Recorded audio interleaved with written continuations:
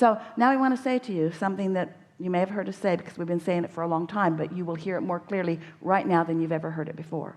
There are two ways of knowing your relationship with who you are. There are two ways of knowing when you are really flowing with your path of least resistance. There are two ways. One is how you're feeling right now, and the other is what's manifesting. Well, what's manifesting is sort of after the fact, where what you're feeling is the current thing. So we think both are nice, but we wouldn't spend any time, if we were standing in your physical shoes, analyzing the details of our manifestations, because you're moving so rapidly into more and more and more and more and more.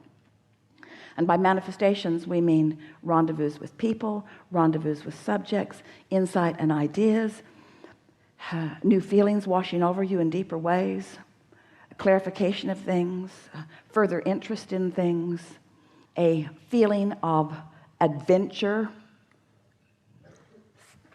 a feeling of controlled adventure, not risky adventure but controlled adventure, a feeling of right place, right time, a feeling of blessedness and worthiness. When you play with this just a little bit, and all of your questions have been leading to this poignant conversation, you stand in your nowness in such harmony with your wholeness that the now is just so much better. So you're not yearning for something more, you're devouring now as it comes, now as it comes, now as it comes, now as it comes, now as it comes. Seems like every corner you turn there's another adventure to be realized by you that is just wonderful to experience.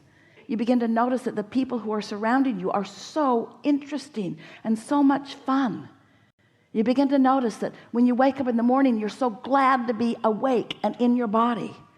You begin to revel in the beauty of this time-space reality. You begin to notice the abundance of well-being in comparison with the minuscule not well-being.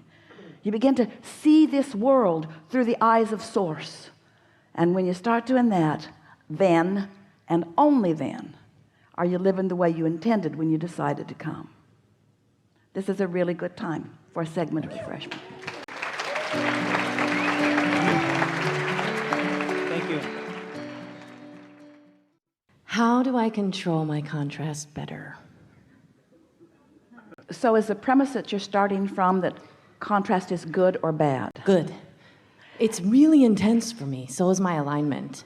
So if the contrast is intense, it means you are giving nearly equal airtime to wanted and unwanted, or to new and current. And we can tell you specifically, it's your attention to what is that's holding the not wanted end of the contrast in such steady place. Okay. You've been an objective person for a very long time, weighing the pros and the cons and the pluses and the minuses. You are an evaluator more than you are a feeler, which means you are a thinker more than you are a feeler. Okay. Well, thinking is good because focus is good, but just find the subtle difference between focusing feelings and focusing thoughts. Just for a little while, let the feeling be the thought that you're focused upon. Do you hear that? It's a subtle distinction, but it's really a powerful tool. I care about how I feel. So now ask the question again. How can I control contrast? So let's be more specific in that question. How can I narrow the gap between what I want and where I stand? Isn't that what you're saying? How can I control contrast? How can I pull this end of it in so it's closer? Because when the contrast is really extreme, oh, your ups and downs are really strong. And when you're not feeling good, you're really not feeling good. And when you're feeling good, you're feeling really good. That's why they give you the label of manic depressive. Yeah. Or bipolar. In other words, Very manic. that's what that all is about. By closing that gap, which means less airtime to that, less airtime to that, more to this, less airtime to unwanted, more time to wanted, so that you still have contrast. You see, contrast between really wanting something and sort of kind of believing it is way better than contrast between wanting something and doubting it. And so you close that gap by, or you control contrast by closing that gap, and you close that gap by focusing more upon what you want, and by practicing thoughts that feel good, and by not trying so hard, and by giving yourself the benefit of the doubt more, and by taking more naps when you don't feel good, and by not pushing through. Esther was visiting with some people that she cares very much about recently, and they were talking about what they say to their children. And one was saying, well, I just tell my kids when they feel like they just have no more to give to just dig deeper. I just say, push through. And their mother said, I say, oh, never mind, or just let it go, or take a nap, or. Not so much struggle will diminish the contrast. You see, do you accept that there's a vortex that's powerful in calling you? Yes. And do you understand that if you were just looking there would be no contrast? Oh. So where are you looking instead of there? Here, where I am. Well, here is hindering there. What is slows what's coming down, because you can't allow what's coming if you're focusing on what is. You get that? So all those people have been saying, give me your attention. And we would say, oh, you don't feel that good. I don't think I'm going to give my attention to you. Or if they feel good, then give them your attention. Because there are things in the now that are a vibrational match to where you're going. You can feel it when you find them. Good feeling things in your now are a match to the good feeling things where you're going. So it's just, the key again is caring about how you feel and focusing. And I do my 17 seconds, and I do my 68 seconds, and I have a group on Facebook, and we share good stuff all day. I feel like I'm doing it all day.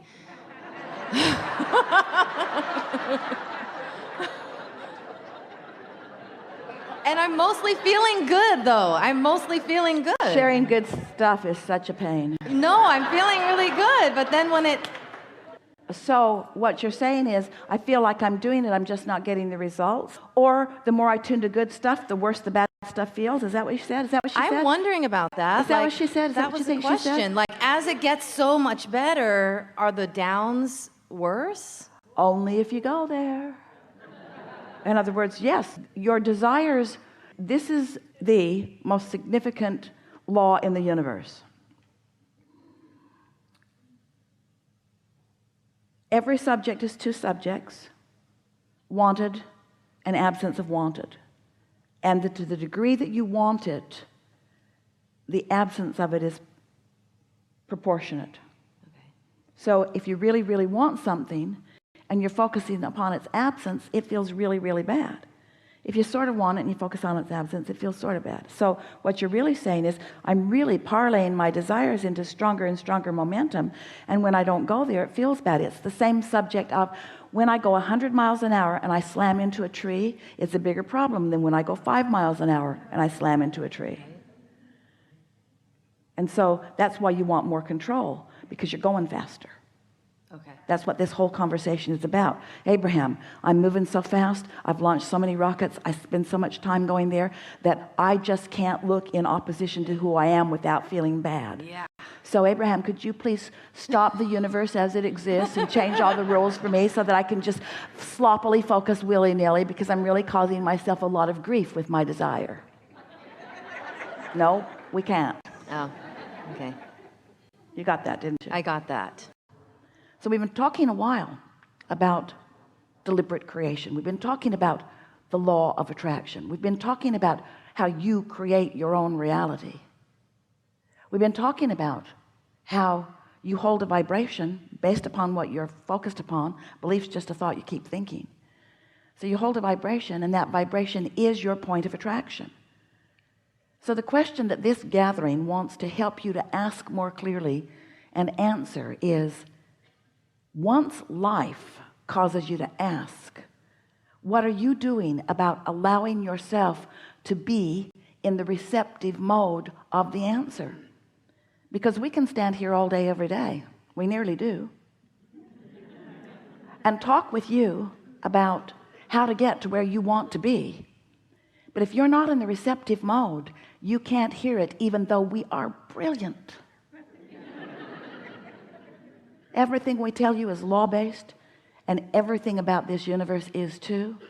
And so when you get in sync with that understanding, then things begin to work out for you, and you begin to feel your creative control of your own experience exactly as you intended it to be. So as we speak about law of attraction, and as we talk about this path of most allowing, or this path of least resistance, same thing, as we talk about this path of least resistance, sometimes the thing that keeps you from finding yourself easily upon it are conditions that you're focused upon that are different from what you want. You are so good at translating reality. You are so good at giving your attention to what is. So in this world of so much going on around you, and in this world of manifestations happening to you and all around you, because you are so good at translating your life experience through your eyes, through your ears, through your physical senses, these conditions feel primary to you, and you emanate the majority of your vibration in response to them, in response to those conditions. And in doing so, without meaning to, you train yourself into patterns of vibration. And some of those patterns prevent you from moving easily on this path of least resistance. In other words, many of those conditions set up for you path of more and more and more resistance. So we've been saying to you over time, take your attention away from the conditions. We didn't demonstrate that. We did the opposite. We behaved as you do.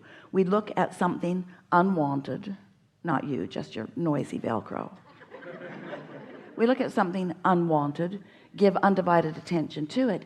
You do enough of that, you develop a vibrational pattern that has relativity, it has relevance, it has a relationship with the vibration of your true desire. And that is what equals your guidance system.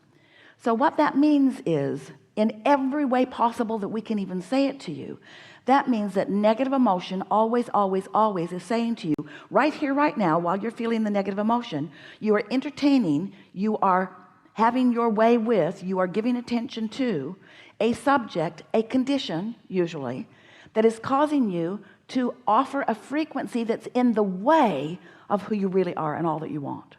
And so that means just turn your attention away from it. Don't give your attention to unwanted things.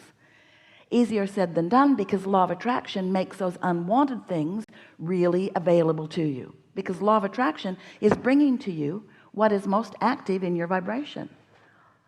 So just now, did you hear that pop on the microphone? So unwanted. So do something about it. You see what we're getting at? If you're tripping over a condition again and again and again, it might be a good idea to go somewhere where that condition isn't. That might be a good idea. But we are not wanting to teach you running away from unwanted conditions, because what you usually do, if you're not knowledgeable about the way this all works, is you run away from the condition, but you badmouth it the whole way. You tell everyone why you left that condition. And even though that condition now is not in your face, the vibration of it still lingers with you, because you take yourself and your opinions about everything everywhere you go. So your opinions about everything really matter. If you've developed an opinion that life is hard, it goes everywhere you go. You trip over it every time you want something good. Every time you ask for an improvement, you trip over your opinion about life being hard. And so what you really want to do is to begin to develop opinions, attitudes, moods that feel good to you. You want to begin looking for the bright side of things. You want to begin talking about what you do want instead of what you don't want. Because when you get fixated upon what you do not want, it will get bigger. It is our promise to you.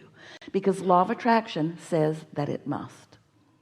So today, we'll be talking about the law of attraction, and we'll be talking a lot about the path of least resistance.